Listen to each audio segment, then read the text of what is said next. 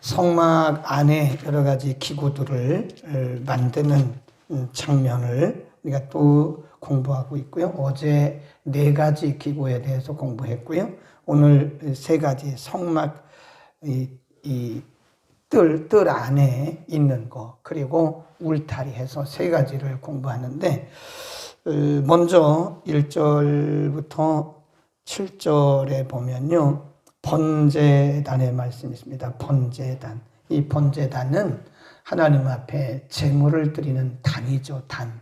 번제란 말은 태워드리는 것을 번제라 그래요. 이 burnt offering 그래요. 태워드리는 제사.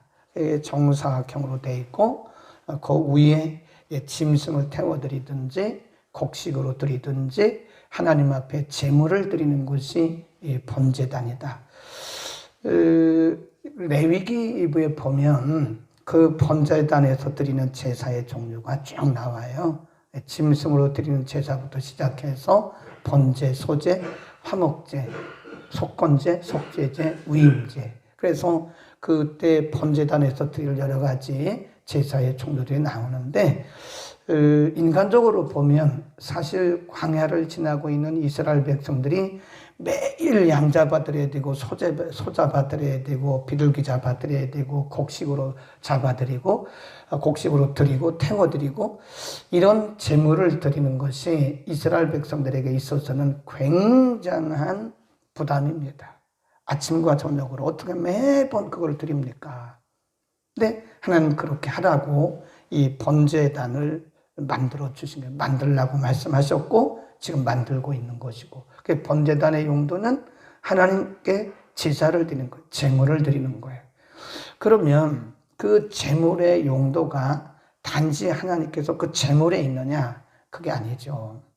하나님과 이스라엘 백성들의 만남입니다. 만남. 그러니까 다시 말해서 이 번제단이라고 하는 것은 하나님이 오셔서 그들의 제물을 받으시고 이스라엘 백성들은 그 제물을 드려서, 그래서 하나님과 백성들과의 만남이 이루어지는 것이다. 그런 것입니다. 이 번제단의 제물, 중요한 것이 제물인데요. 이 제물은 번제단에서 드려지는 이 제물은 히브리서 9장에 보면 예수 그리스도를 상징해요. 한번 찾아볼까요? 히브리서 9장 한번 쭉 보겠습니다. 11절부터 17절에 보면 9장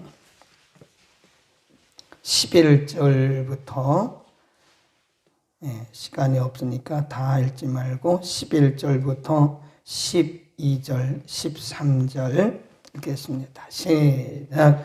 그리스도께서 장래 좋은 일에 대제사장으로 오사 손으로 짓지 아니한 곳 이 장소에 속하지 아니한 더 크고 온전한 장막으로 말미암아 염소와 송아지의 피로 아니하고 오직 자기 피로 영원한 속죄를 이루사 단번에 성소에 들어가겠느니라. 염소와 황소의 피와 및 암송아지의 피로 부정한 자에게 뿌려 그 육체를 정결케 하여 거룩케 하거든 하물며 영원하신 성령으로 말미암아 흠없는 자기를 하나님께 그리스도의 피가 어찌. 그래서 거기까지, 거기 보면 단번에 자기의 몸을 하나님께 드렸다. 그리스도께서. 그래서 여기 이 번제단, 그리고 번제단에서 드린 제물, 이것은 예수님의 그 희생 제물로 드려질 예수님의 사역을 미리 예표하고 있는 거예요. 그러니까 지금도 예를 들어서 매일 양 잡아드리고 염소 잡아드리고 소 잡아드리고 곡식으로 태워드리고 그런 제사를 오늘도 드린다면 감당할 수가 없습니다. 매일 양 잡아 피 뿌려야 되고요. 네. 근데 예수 그리스도께서 자기 몸을 단번에 드려요. 단번에. 그러니까 이게 예표라니까요. 이것은 예표입니다. 그리스도를 예표하는 복음이 거기 들어있는 거예요. 예수님께서 십자가를 통해서 단번에 들이심으로써 우리는 이제 그분께 나가면 되는 거예요. 예수 그리스도를 믿기만 하면 우리가 오늘날은 양잡아드릴 필요가 없는 것이다. 그래서 예수 그리스도 안에서 우리와 하나님과의 교제가 이루어지는 것이다. 우리가 드리는 예배가 그리스도가 없으면 소용이 없어요. 그러니까 예수 그리스도의 이름으로 드려지는 예배만 하나님께 받으시는 거예요. 이 양이 이 번제단에서 드려지는 모든 제물들은 예수 그리스도를 예표했다고 그랬잖아요. 그러니까 예수 그리스도를 통해서 이 제물을 통해서 하나님과 교제하듯이 예수 그리스도를 통해서 하나님과 우리 사이에 교제가 이루어지는 것이다. 그러니까 모든 것은 그리스도를 통하지 않고는 아무런 의미가 없어요. 예배도 예수님이 빠지면 그 예배가 의미가 없는 것이고, 우리가 하는 사역도 모두가 다 예수 그리스도가 빠지면 아무런 의미가 없는 거예요. 그리스도를 통해서 하나님께서 받으셨기 때문에 그런 것이다. 그 다음에 8절에 보면 물두멍입니다. 물두멍, 우리가 노떼야라고도 합니다. 노떼야. 8절에 보면 그가 노수로 물두멍을 만들고 그 받침도 노수로 하였으니 곧 회막문에서 수중도는 여인들의 거울로 만들었더라. 자, 우리 거기 30장으로 한번 가볼까요? 30장에 보면 17절부터 21절에 보면 이 물두멍 또는 노떼라고 그러는데 그 용도가 뭐냐? 20절부터 읽을까요? 출애굽기 30장 20절 시작. 그들이 회막에 들어갈 때에 물로 씻어 죽기를 면할 것이요 단에 가까이 가서 그 직분을 행하여 화제를 여호와 앞에 사를 때에도 그리할지니라. 이와 같이 그들이 그 수족을 씻어 죽기를 면할지니 이는 그와 그 자손의 대대로 영원한 규례니라. 그래. 이제 우리가 금방 말씀드렸던 번제단은 여기고요. 그 다음에 이 번제단에서 제물을 드리는데 번제단에 나가기 전에 여기서 반드시 물두멍이 있어요. 물두멍. 노수로 만든 노떼라고도 하는데 이렇게 둥글죠. 거기 여기에 항상 물이 들어있어요. 물. 그래서 아침과 저녁으로 제사장들이 이 제물을 드리고 또 성소에 들어가기 전에 여기서 반드시 손발을 씻어야 되는 거예요. 그러니까 제물을 드리기 전에 손발을 씻지 않으면 그 죽어요. 죽습니다. 그러니까 손발을 반드시 씻어야 돼요. 이 중요한 것은 그 노떼 안에 있는 이 물두멍 안에 있는 물이 중요하다고 그랬죠. 그게 물이 뭐냐? 그리스도의 보혈을 상징하는 것이다. 아침과 저녁으로 성소에 또는 지성소에 들어갈 때 성소에 제사를 드리고 제물을 드리고 성소에 들어가서 제의를 행할 때 반드시 제사장들은 여기서 손과 발을 씻어야 돼요. 손과 발을 씻지 않으면 죽어요. 하나님이 치세요. 이게 뭘 의미하느냐? 그 물두멍의 물은 그리스도의 보혈인데요. 우리가 그리스도의 보혈로 정결케 되지 않고는 하나님의 진노를 면할 길이 없어요.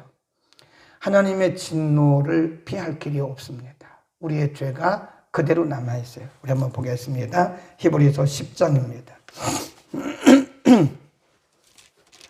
히브리서 10장으로 갑니다. 19절. 히브리서 10장 19절부터 22절까지 읽습니다. 시작.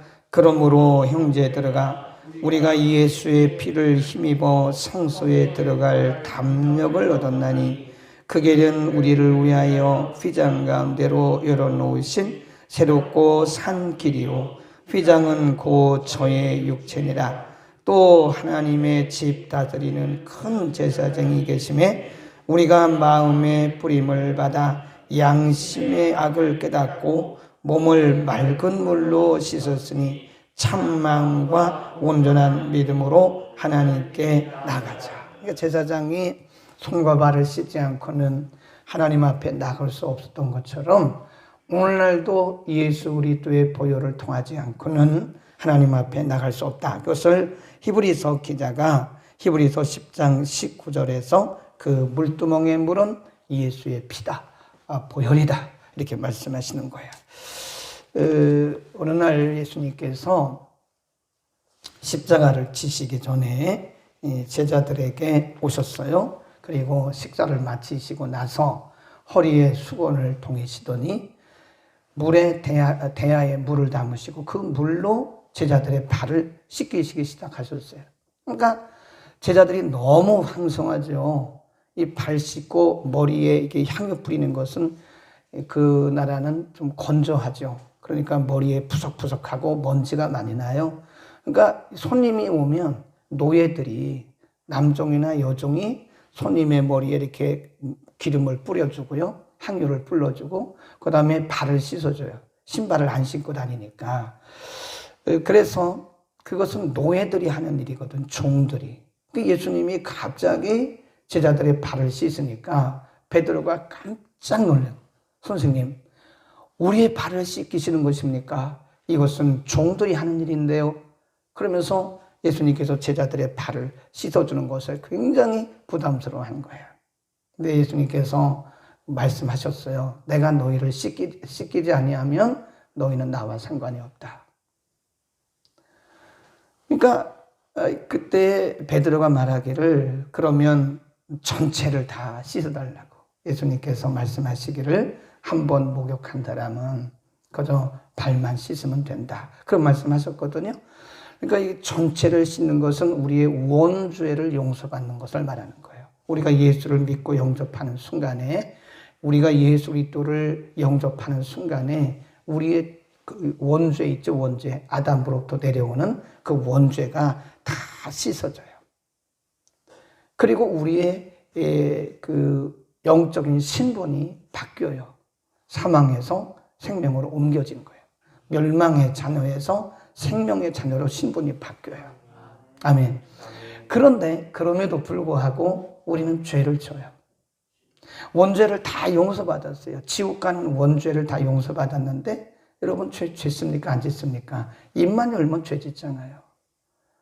하나님의 기준, 하나님의 말씀의 기준에 보면 보는 것도 죄요, 듣는 것도 죄요, 말하는 것도 죄요, 먹는 것도 죄요. 날마다 죄를 지어요. 왜 그렇죠? 우리 안에 죄성이 있어요. 아직도 있어요.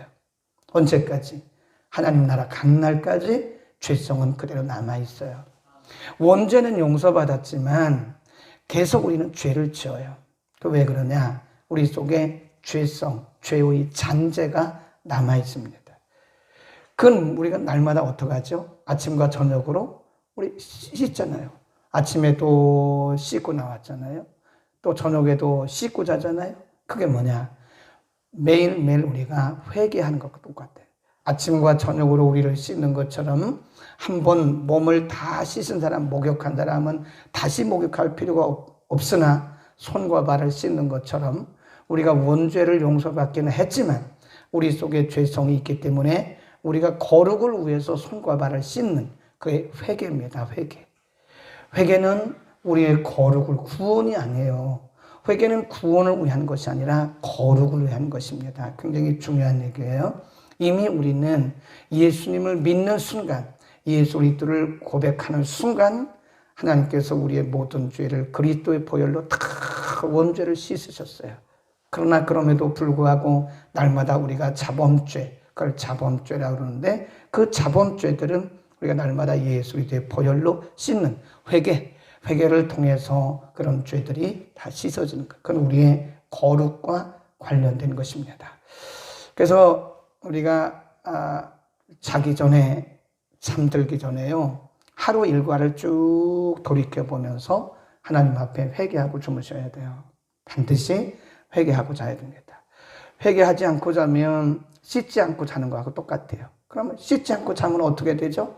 우리 온몸이 더럽혀지잖아요. 다 더럽잖아요. 그런 것처럼 우리의 영혼육에 계속해서 그런 죄의 그 찢기들이 자꾸 우리를 이렇게 덮어서 거룩하고 경건한 삶을 살기가 어려운 것이다. 그러니까 잠들기 전에 반드시 회개하고 주무세요.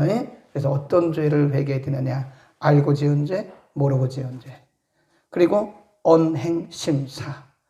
말로, 행동으로, 마음으로, 생각으로.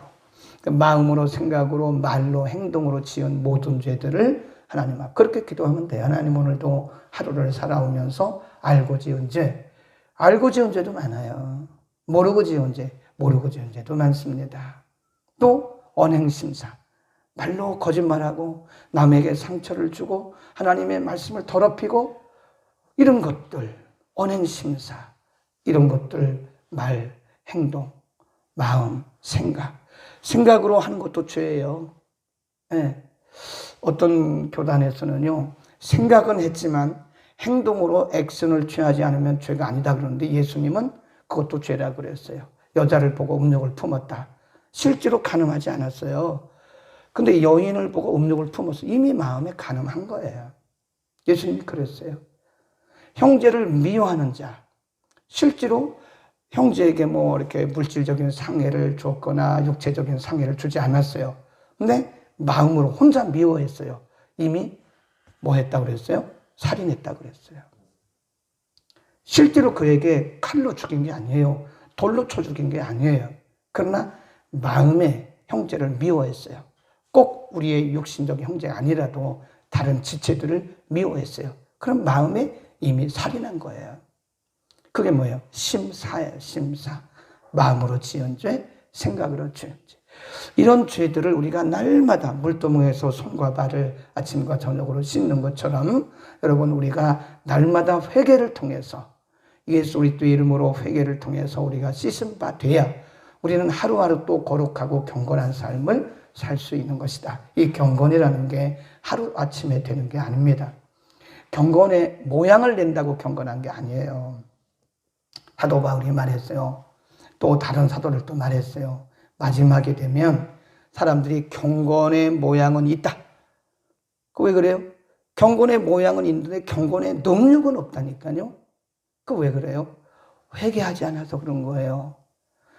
매일 우리 속에 먼지가 지금 쌓이고 있습니다. 지금 눈에 안 보이지만 이렇게 있는 동안에도 계속 여기에 먼지가 쌓이고 있어요. 그 저녁 때 보면 이렇게 보면 여기가 먼지가 묻어 있다니까요. 눈에 안 보이지만 마찬가지죠. 우리 영과 혼과 육에 우리 눈에 보이지 않지만 죄의 먼지들이 우리를 계속 덮는 거예요. 말로, 행동으로, 생각으로, 마음으로 그런 죄악들이 우리를 덮어요. 그러니까 날마다 이거를 씻어내지 않으면 안 됩니다. 그게 날마다 회개가 들어가야 되는 거예요. 그게 바로 씻는 거예요. 물두멍에 그 물이 바로 예수님의 보혈을 상징하는 것이다. 아멘. 그 다음에 마지막으로 하나, 울타리입니다. 울타리. 38장 9절부터 이렇게 쭉 보면 그가 또 뜰을 만들었으니 뜰을 덮는 울타리가 쭉 돌아가면서 있습니다. 세마포 포장이라고 그랬잖아요. 그게 울타리입니다. 포장. 이렇게 길게 해서 이 성막 전체를 다 돌아가면서 이렇게 덮는 거예요. 이 동쪽에 문만 이렇게 남겨놓고 다 이렇게 쌓여. 이렇게 덮어요. 우리가 주일날 널판 공부했잖아요. 널판. 거기는 안에 있는 내부에 있는 성막을 얘기하는 거고요. 성소, 지성소 그걸 말하는 것이고 지금 말하는 울타리는 전체적으로 돌아가면서 이렇게 휘장을 다 쳤어요. 그 어떻게 보면 가림막이라는 가림막, 울타리, 가림막. 그 가림막을 휘장으로 해가지고 그것도 철저하게 공교하게 만들어가지고 가림막을 다 치라고 했어요. 그러면 밖에서 보면 이렇게 보면 안에가 안 보여요. 이렇게 딱 차단해놨어요. 그 울타리, 가림막, 그 세마포 장은 용도가 뭐냐? 그게 구별입니다. 구별. 그러니까 이 성막 밖의 세상과 성막 안의 세상을 철저하게 구별하기 위한 것이다. 그런 겁니다. 네. 그게 역시 그것도 예수 그리스도를 상징하는 건데요. 우리가 그런 말씀이 있어요. 요한복음 3장에 보면 사람이 물과 성령으로 거듭나지 아니하면 하나님 나라를 볼 수도 없고 하나님 나라에 갈 수도 없다 그랬어요. 거듭남. 이게 거룩이거든요. 물과 성령이 뭐냐? 물, 그리스도의 피와 말씀이요, 말씀. 그리스도의 보혈과 말씀으로 우리가 거듭나지 않으면 하나님 나라 갈 수 없다 그러잖아요. 그리고 이 땅에 살아가는 동안에도 그리스도의 보혈과 말씀으로 우리를, 성령과 말씀으로 우리를 이렇게 보호하고 계세요. 이 울타리가 뭐냐? 바로 그 보호막입니다. 보호막. 거룩한 것과 속된 것을 가로막아 주는 거예요. 네. 우리는 이 땅에 살아가는 동안 구별된 삶을 살아야 돼요. 구별이 뭐냐? 그게 거룩입니다. 그게 성결이에요. 이 울타리가 거룩을 상징하는 거예요. 이쪽과 이쪽을 구별하라 이 말이에요. 교회는 구별된 곳입니다. 구별된. 그래서 우리가 이런 성전을 말할 때 sanctuary라고 해요. sanctuary. 이 sanctuary란 말은요, 그 영어에서 S-A-N-C, sanctum, sanctuary 할 때 생이란 말이 뭐냐? 거룩한, 구별된 그런 뜻이에요. 성전. 이게 뭐냐? sanctuary. 그 미국 교회가 이렇게 본당 그러면 main chapel. 근데 chapel이란 말은 그냥 예배당이란 뜻이고요. 거룩한 성전 그럴 때는 이 보수적인 그런 교회는 chapel이란 말 안 써요. 본당 그럴 때는 main sanctuary 이렇게 써 있어요. 본당. 많이 모이는 사람들, 많이 모이는 그런 본당, main sanctuary. 교회가 왜 이게 거룩한 곳입니까? 여기가 왜 성전입니까? 성전. 네, 이보다 아름다운 곳이 얼마나 많은데, 인간적으로 볼 때 이보다 크고 훌륭하고 웅장한 곳이 얼마나 많은데, 근데 거기를 성전이라고 말합니까? 거긴 성전이라고 말하지 않아요. 그러나 이렇게 하나님을 예배하는 곳은 성전이라고 말해요. 왜 그렇죠? 구별된 곳이에요, 이곳은. 이곳은 구별된 곳입니다. 네, 세상의 건물이 아무리 웅장하고 크고 화려해도 거기서는 성전이라고 말하지 않아요. 아무리 작아 보이고 아무리 좀 이렇게 사람들 보기에 볼품없이 보여도 하나님을 예배하는 곳은 거룩한 곳입니다. 왜 그러죠? 구별된 곳이기 때문에 그래요. 성막의 울타리는 바로 구별을 상징하는 것입니다. 그래서 교회도 구별된 곳이고요. 우리를 뭐라 그래요? 성도 그럽니다. 성도. 거룩한 무리. 우리가 뭐가 거룩해요? 구별되었기 때문에 거룩한 거예요. 그리스도의 이름으로 우리를 정결하게 씻어주셨고 우리 스스로 거룩한 게 아닙니다. 거룩한 척 하지 마세요. 우리는 거룩할 수가 없어요. 그리스도의 보혈로 씻어주셨어요. 그리고 우리를 구별해 놓으셨기 때문에 우리가 거룩한 성도라고 부르는 것이지 우리 인간 자체로는 거룩할 수가 없어요. 그리스도의 보혈로 덮어주시고 씻어주시고 우리에게 이름을 주셨어요. 거룩한 성도라. 하나님이 우리를 구별해 놓으신 거예요. 그러니까 우리는 성도. 그래서 우리가 이 세상을 살아갈 때 거룩하게 살아야 됩니다. 세상 사람들이 먹는 거 다 먹으면 그거는요 성도의 삶이 아닙니다. 그리고 우리는 영적인 나실인이에요. 나실인들은 머리도 안 깎잖아요. 독주 마시지 말라 그랬잖아요. 포도주 마시지 말라 그랬잖아요. 그러니까 나시르라고 하는 말이요 구별되었다는 뜻이에요. 그 히브리 말로 나시르. 그래서 나실 이렇게 발음을 하는데 나실인 거룩한 구별된 사람 그런 뜻이에요. 나시르 사람. 나시르. 우리는 무슨 사람이에요? 나시르. 나실인. 아멘. 오늘도 구별된 삶을 사시기를 축원합니다. 거룩하신 우리 아버지, 오늘 성막의 안에 있는 번제단 물두멍 그리고 울타리를 통해서 우리에게 주신 복음의 능력, 복음의 의미를 잠시 상고했습니다.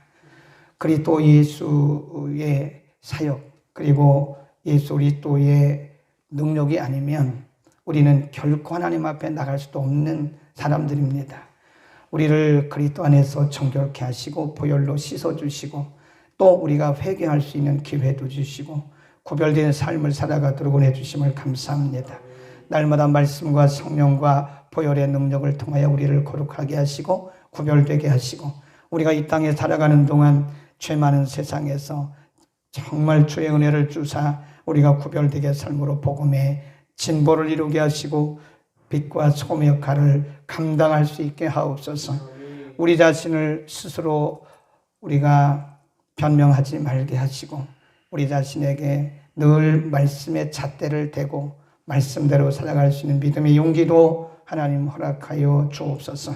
이 세상의 죄를 합리화하지 말게 하시고 철저하게 구별된 삶을 살아가는 능력을 우리에게 부옵소서. 예수 그리스도의 이름으로 기도드립니다. 아멘.